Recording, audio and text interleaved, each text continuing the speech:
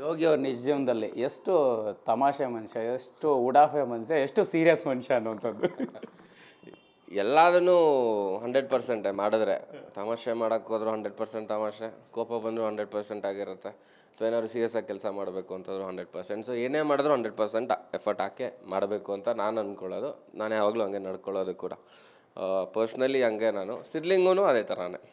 ಇದೆಲ್ಲದ್ರ ಜೊತೆಗೆ Vijay Prasad sir dialogue ಮತ್ತು ಅವರ ನರೇಷನ್ ಆಗಿರ್ಬೋದು, ಅವರ ಸಿನಿಮಾ ಶೈಲಿನೇ ಬೇರೆ. ಆ್ಯಶ್ವಲ್ ನಾನು ಮಾತಾಡ್ತಾ ಕೇಳ್ತಾ ಇದ್ದೆ, ಈ ಡಬಲ್ ಮೀನಿಂಗ್ ಡೈಲಾಗ್ ಅಂತ ಇರುತ್ತೆ, ಸೊ ಫನ್ನಿ ಮೂಮೆಂಟ್ಸ್ ಅಂತ ಇರುತ್ತೆ. ಸೊ ಅದನ್ನು ಈ ಸಿನಿಮಾದಲ್ಲಿ ಅಡಾಪ್ಟ್ ಮಾಡುವಂಥದ್ದು ಹೆಂಗಿತ್ತು ಅಂತ. ಡಬಲ್ ಮೀನಿಂಗ್ ಆ್ಯಕ್ಚುಲಿ ನಾವು ಹೇಳ್ದಂಗೆ ಇವಾಗ ನಾವು ಹೆಂಗೆ ಅರ್ಥ ಮಾಡ್ಕೋತೀವಿ ಅದ್ರ ಮೇಲೆ. ಇವಾಗ ನಿಮ್ಗೆ ಅದ್ರ ಬಗ್ಗೆ ಏನೋ ಗೊತ್ತೇ ಇಲ್ಲ ಅನ್ನೋ ಥರ ಇದ್ದಾಗ ನೀವು ಡಬಲ್ ಮೀನಿಂಗ್ ಹಂಗೆ ಅಂತ ಹೇಳಿ ಹೆಂಗೆ ಹೇಳ್ತಿರೋದು, ಏನದು ಅಂತ ಕೇಳ್ಬೋದು ಅಷ್ಟೇ. ಇದೇ ಅರ್ಥ ಅಂತ ನಾವು ನಗೋಕ್ಕಾಗಲ್ಲ ಅಲ್ವಾ. ಸೊ ಹಾಗೆ ನಾವು ಹೆಂಗೆ ಅನ್ಕೋತೀವಿ ಅದೇ ರೀತಿ ಇರುತ್ತೆ.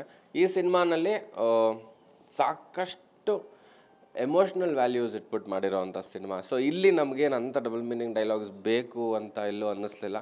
ಜೊತೆಗೆ ನಾವು ಕತೆ ಮಾಡೋಕ್ಕೆ ಶುರು ಮಾಡಿದಾಗಲೇ ನಾನು ಡೈರೆಕ್ಟ್ರಿಗೆ ಹೇಳಿದ್ದೆ, ದಯವಿಟ್ಟು ಆ ಥರ ಮಾಡೋಕ್ಕೆ ಹೋಗಬೇಡಿ, ಯಾಕಂದರೆ ನಿಮ್ಮ ಸ್ಟ್ರೆಂತ್ ಬೇರೆ ಇದೆ, ಅದನ್ನು ಉಪಯೋಗಿಸ್ಬಿಟ್ಟು ಮಾಡಿ ಅಂತ.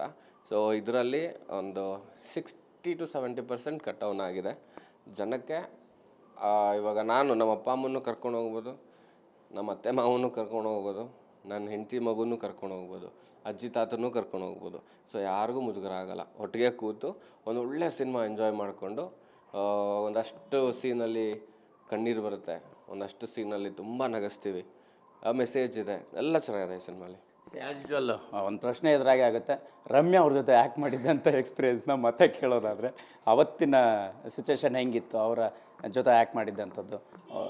ಅವತ್ತಿಗೆ ಒಂದು ಕಾಲಕ್ಕೆ ನಿಮ್ಮ ಫೇವ್ರೇಟ್ ಆ್ಯಕ್ಟ್ರಸ್ ಕೂಡ ಹೌದು. ಸೊ ಹೆಂಗೆ ಅಂತ?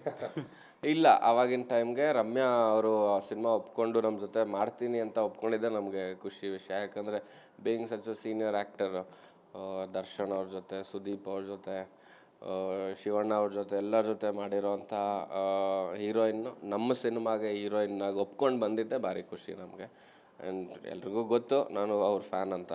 ಅವ್ರ ಜೊತೆಲಿ ಕೆಲಸ ಮಾಡಿದ ಎಕ್ಸ್ಪೀರಿಯೆನ್ಸ್ ತುಂಬ ವಂಡರ್ಫುಲ್ ಆಗಿತ್ತು. ಆ್ಯಂಡ್ ಮೊನ್ನೆನೂ ಅಷ್ಟೇ, ಅವ್ರು ನಮ್ಮದು ಸಾಂಗ್ ಲಾಂಚ್ ಆದ ತಕ್ಷಣ ನಾನು ಅವ್ರಿಗೆ ಮೆಸೇಜ್ ಮಾಡಿದ್ದೆ, ಶೇರ್ ಮಾಡಿ ಇದನ್ನು ಅಂತ. ಅವ್ರು ಇಮಿಡಿಯೇಟಾಗಿ ಶೇರು ಕೂಡ ಮಾಡಿದ್ರು. ತುಂಬ ಸಪೋರ್ಟ್ ಕೂಡ ಕೊಡ್ತಿದ್ದಾರೆ ಅವ್ರ ಈ ಸಿನಿಮಾಗೆ.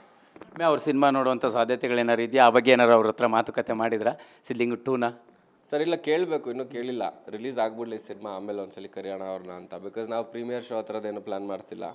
ರಿಲೀಸ್ ಆದಮೇಲೆ ಅವ್ರಿಗೆ ಒಂದು ಶೋ ತೋರಿಸ್ಬೇಕು ಅನ್ನೋ ಐಡಿಯಾ ಇದೆ, ನೋಡೋಣ. ಎಸ್, ಈ ವಿಜಯ್ ಪ್ರಸಾದ್ ಸರ್ ವಿಚಾರವಾಗಿ ಒಂದು ಕೇಳಿದ್ದೆ. ಅದೇ ಸರ್, ಈ ಸ್ಕೂಲು, ಕಾಲೇಜು, ಲವ್ ಸ್ಟೋರಿಗಳು, ಕ್ರಶ್ಶು ಎಲ್ಲರಿಗೂ ಕೂಡ ಕನೆಕ್ಟ್ ಆಗುವಂಥದ್ದು. ಸೊ ಯಾಕೆ ಅದರಿಂದನೇ ಬೀಳ್ತೀರಿ ಟೀಚರ್ ಲವ್ ಸ್ಟೋರಿ ಹಿಂದೆ ಅಂತ?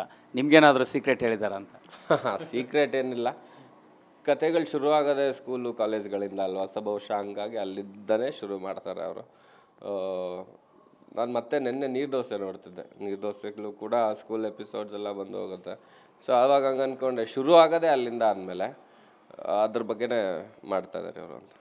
Finally Valentine's day time. So February month ತುಂಬ ಸ್ಪೆಷಲ್ಲು.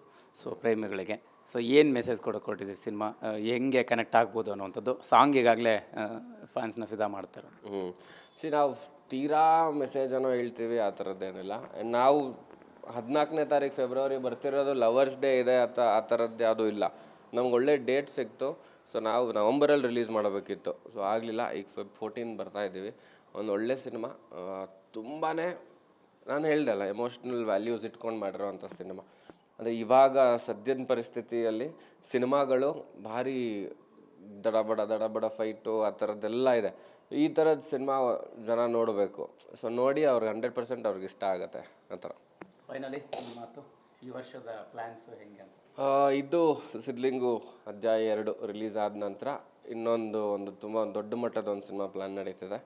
ಅದು ಬಹುಶಃ ಇನ್ನೊಂದು 15-20 ದಿನದಲ್ಲಿ ಅನೌನ್ಸ್ಮೆಂಟ್ ಕೂಡ ಮಾಡ್ತೀವಿ. ಒಂದು ಟ್ರೇಲರ್ ಶೂಟ್ ಮಾಡಿದ್ದೀವಿ. ಸೊ ಅದ್ರ ಲಾಂಚ್ ಮುಖಾಂತರ ಜನಕ್ಕೆ ಆ ಸಿನಿಮಾ ಬಗ್ಗೆ ನಾವು ವಿಷಯ ಮುಟ್ಟಿಸ್ತೀವಿ.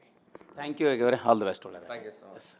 ಎಸ್, ಇದಿಷ್ಟು ಸಿದ್ಲಿಂಗು 2 ಅವತಾರದಲ್ಲಿ ಬರ್ತಾ ಇರ್ತಕ್ಕಂತಹ ಲೂಸ್ ಮಾತು ಯೋಗಿ ಅವರ ಮಾತಾಗಿರುವಂಥದ್ದು. ಕ್ಯಾಮ್ರಾ ಪರ್ಸನ್ ಗಣೇಶ್ ಪ್ರಸಾದ್ ಜೊತೆ ಮಾಲ್ತೇಶ್ ಜಗ್ಗೀನ್, TV9 ಬೆಂಗಳೂರು.